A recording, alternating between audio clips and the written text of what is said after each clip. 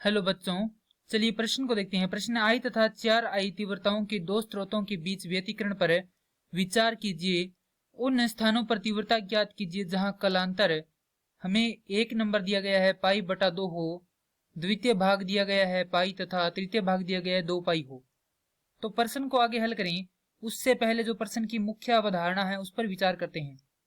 तो इस प्रश्न के लिए जो मुख्य अवधारणा है वह हो जाएगी व्यतिकरण, अर्थात हम यहाँ पर यह देखेंगे कि व्यतिकरण क्या होता है।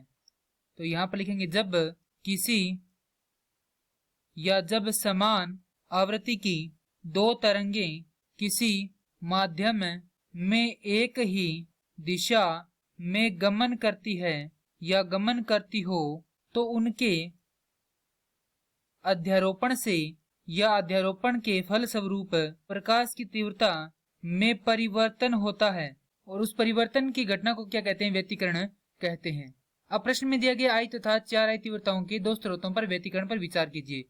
तो हमें यहाँ पर दिया गया है, मान लेते हैं कि जो पहली तरंग है उसकी तीव्रता कितनी है? I1 है, जिसका मान हमें I दिया गया है। दूसरी तरंग की तीव्रता मान लेते हैं I2 है, जिसका मान हमें 4I दिया गया है।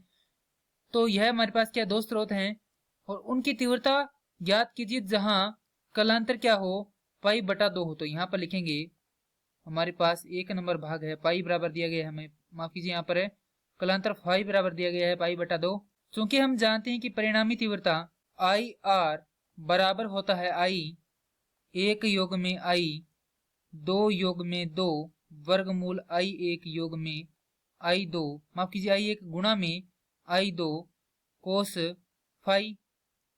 तो यहाँ पर फाई का मान रखेंगे तो हमारे पास यहाँ पर आएगा IR बराबर I1 का मान है I योग में I2 का मान है 4I योग में 2 गुणा में वर्गमूल I1 का मान है I गुणा में I2 का मान है 4I और गुणा में है कोस फाई। तो कोस पाई बटा 2। कोस पाई बटा 2 का मान कितना होता है? 0 होता है। तो ये पूरा भाग क्या हो जाएगा? 0 हो जाएगा। हमारे पास यहाँ पर IR आएगा 5I, अर्थात जो परिणामी तीव्रता है जब क्या हो कलांतर पाई बटा 2 हो तो हमारे पास कितनी है? 5I होती है। अब दूसरा भाग है कलांतर कितना हो? पाई हो। तो कलांतर फाई बराबर कितना हो? पाई हो। तो यहाँ पर IR बराबर होगा I1 का मान I है योग में I2 का मान 4I है योग में 2 वर्गमूल I1 का मान I है I2 का मान 4I है गुणा में कोस फाई का मान है पाई।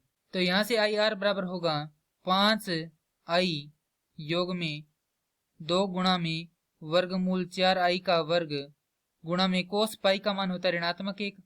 हल करेंगे तो IR बराबर होगा यहाँ पर 5I घटाव में ये हो जाएगा 2 गुणा में 2I, क्योंकि यहाँ से 4I का वर्गमूल करेंगे तो हमारे पास कितना आएगा? 2I आएगा।